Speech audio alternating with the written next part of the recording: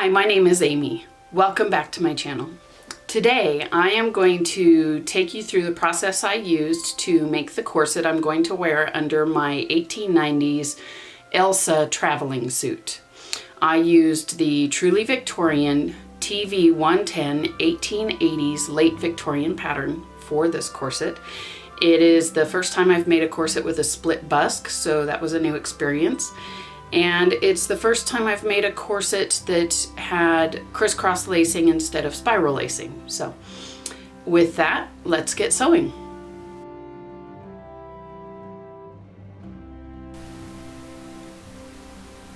The first thing I did was pre-wash and dry the coutil. I wanted to be able to spot wash the corset after it was finished, so I pre-treated the silk by washing it in cold water on the gentle, delicate setting, and then I hung it to dry. Once all the fabric was prepared and pressed, I cut out the pattern.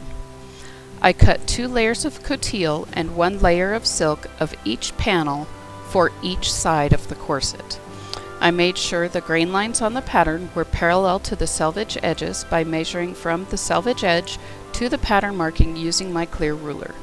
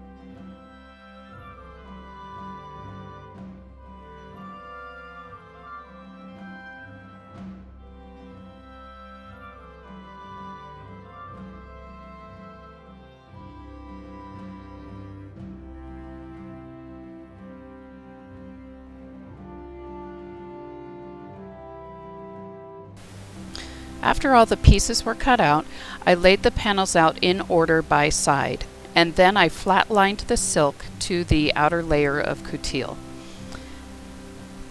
These pieces were then treated as one single piece for the remainder of the assembly.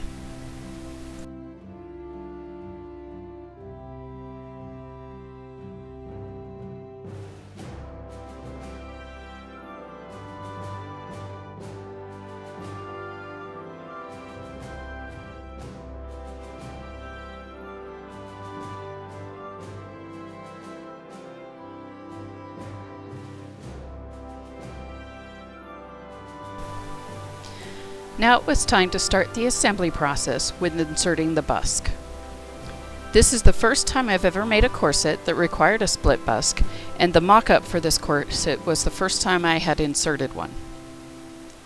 For this step, I placed the 2 right-hand side front pieces right sides together, and I centered the tabbed side of the busk between the top and bottom edges.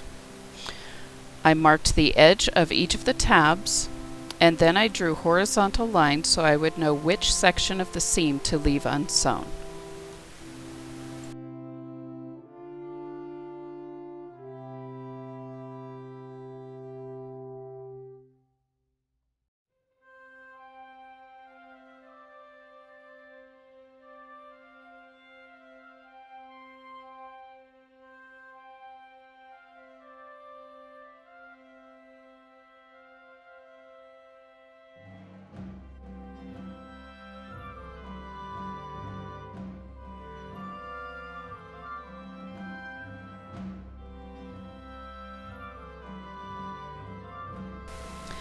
The footage of me sewing this seam was completely out of focus, so I decided not to include it. Basically, I stitched the center front together, skipping the spaces for the busk tabs. After sewing and pressing the seam open, I inserted the busk between the seam allowances and pinned it in place.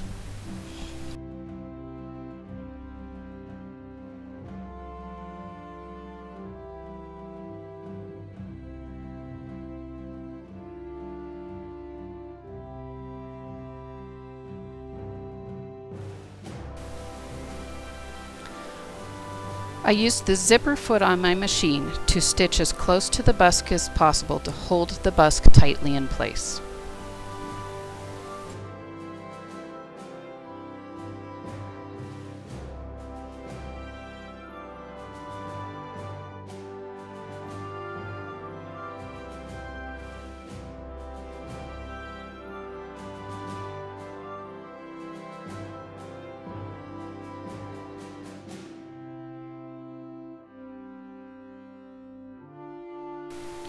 Next, I sewed the two left-hand side front pieces right sides together and pressed the seam.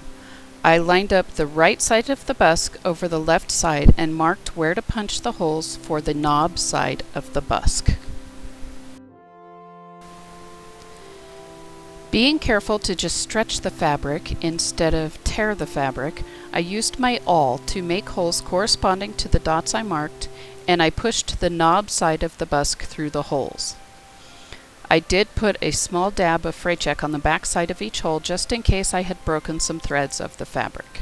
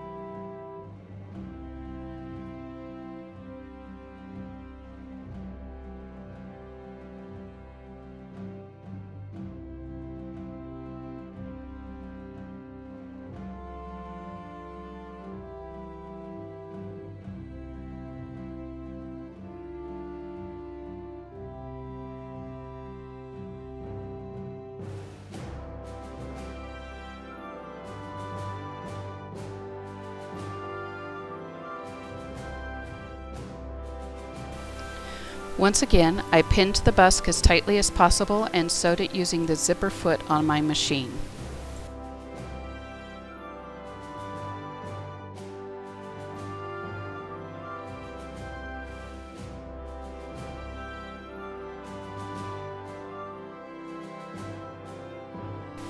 Once both halves of the busk were finished, I connected them.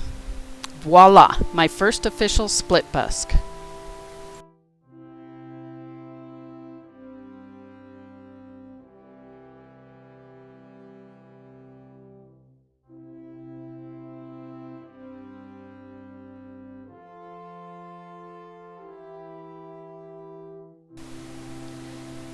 Next, I added the remaining panels to the corset on each side.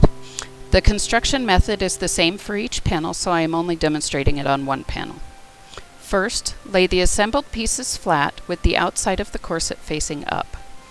Take both pieces of the next panel and match them right sides together to the panel they are adjoining. Pin the plain coutil piece to the inside of the corset, right sides together, and pin the silk coutil piece to the outside of the corset, right sides together.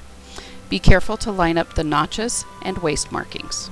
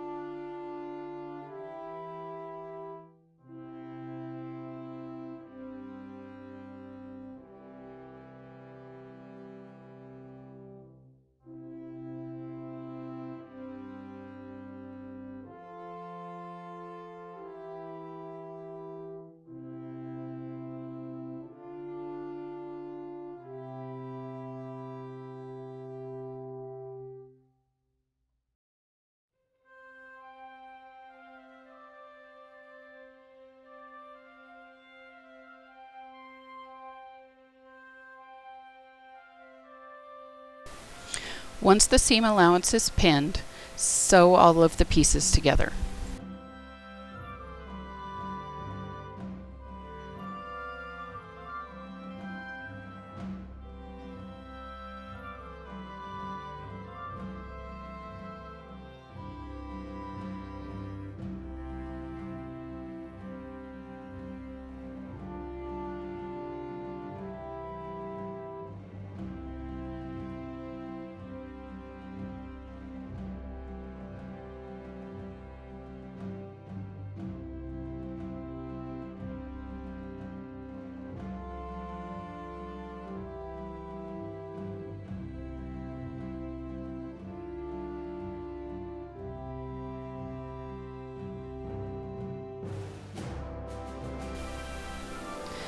Be sure to clip into the seam allowance to help the seam lay flat when pressing on the curves.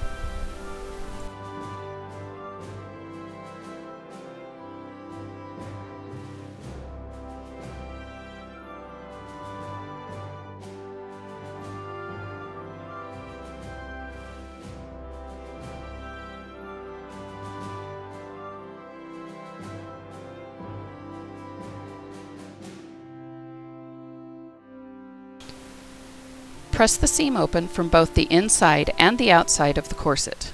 When this seam is pressed, all the raw edges will be encased inside the corset and they become extra structure for the boning channels. When I pressed these seams, I made sure to put tension on the open edges to help keep a nice flat seam.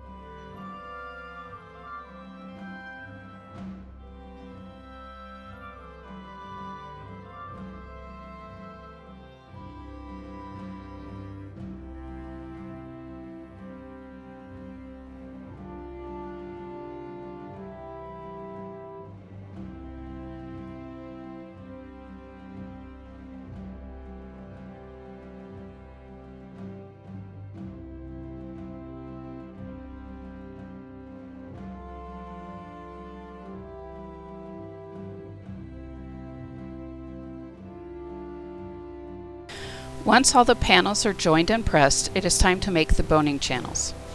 Here you see I have pressed the center back edges under. Now I will match up those edges and pin them in place.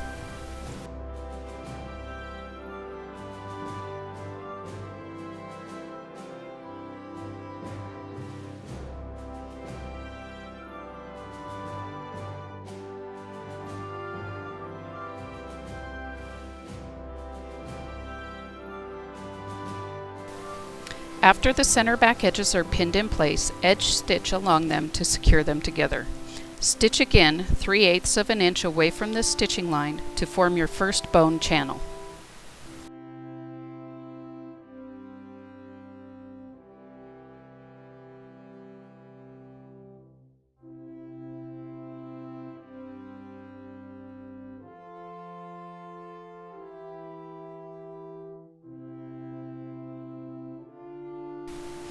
The rest of the boning channels were formed by stitching 1/16 inch away from the edge of each seam on the side where the seam allowances were pressed, and then stitching again 3/8 of an inch away from the stitch line.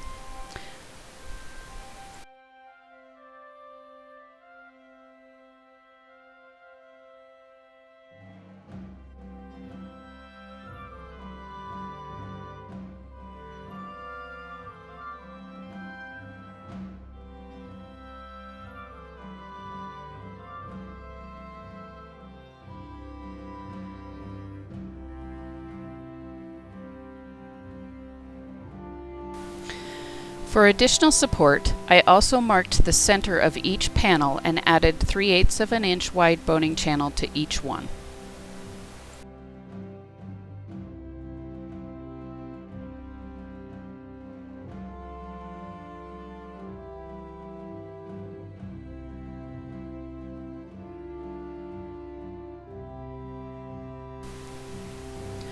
To add a little bit of frilliness to my corset, I added a piece of antique lace along the top of each edge and sewed it in place with my machine.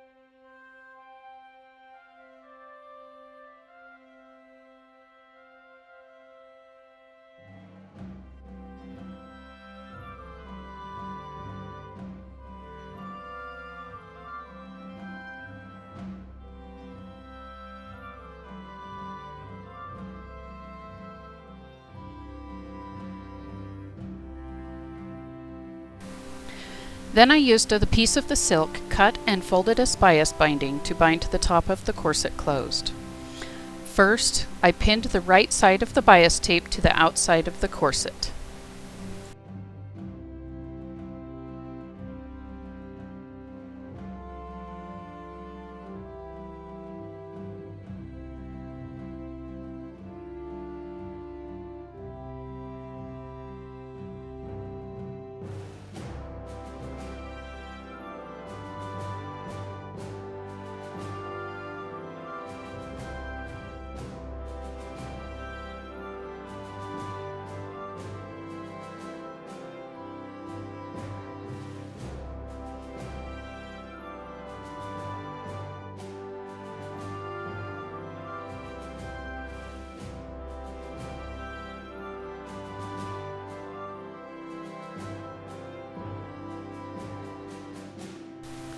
I sewed the bias tape to the top of the corset using my machine. Originally, I had pinned it in place, but it ended up being too fiddly, so I removed the pins and held it in place by hand instead. I did not even pin the second side of the corset, I just did it by hand as well.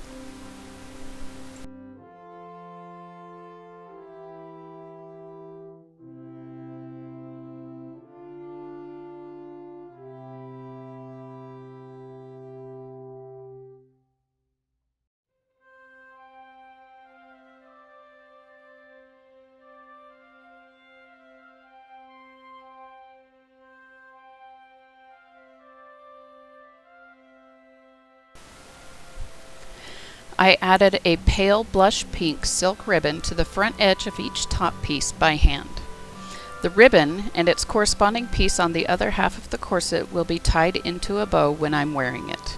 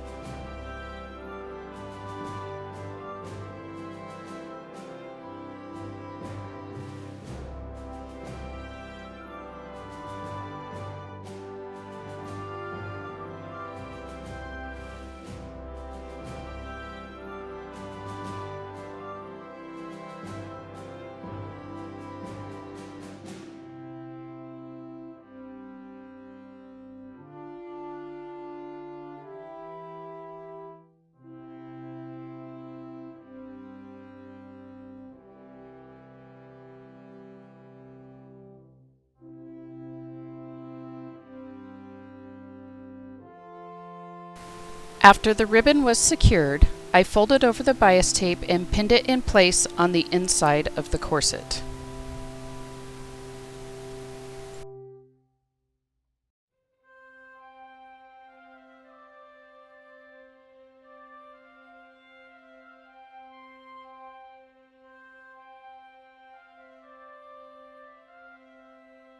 The inside of the binding was secured down by hand using super tiny whip stitches.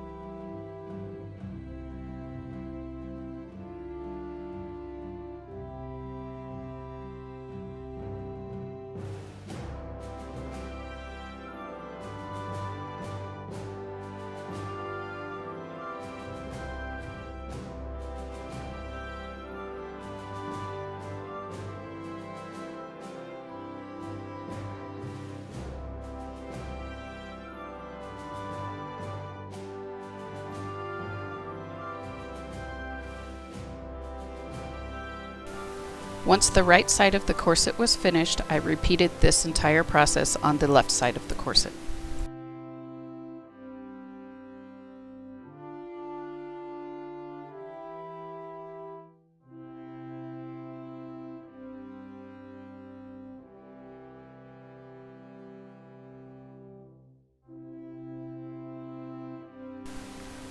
To insert the bones, I pre-measured the channels on my corset mock-up and ordered pre-cut steel boning in the lengths I needed. After matching the correct length boning to each channel, I inserted it as far as I could by hand, and then I used a turning dowel to push it the remainder of the way into the channel.